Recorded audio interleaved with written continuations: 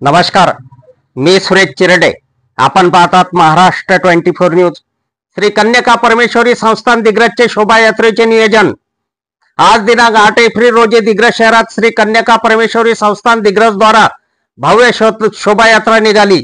या शोभायात्रेमध्ये हातात भगवा झेंडा घेऊन महिला बँडच्या तालावर पथसंचलन करीत होत्या. तसेच पुरुष भजनी मंडळ, महिलांचे टिपरीवर लेझिम पथक, टाळधारी महिला, कलश धारण केलेल्या महिला, वासवी मातेची पालखी, झाकी असे नयनरम्य क्षण दिग्रजकरांनी टिपले.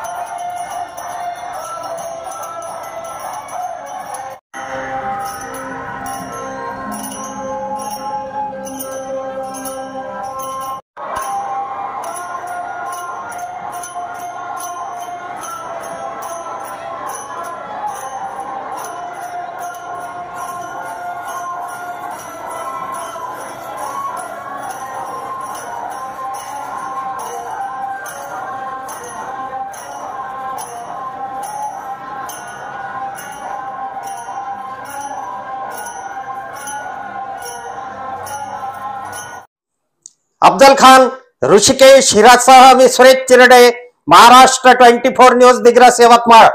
आमच्या पुढील बातम्याचे अपडेट पाहण्याकरिता आताच आमच्या चॅनलला सबस्क्राईब करा व बेल आयकॉनवरती क्लिक करा. धन्यवाद.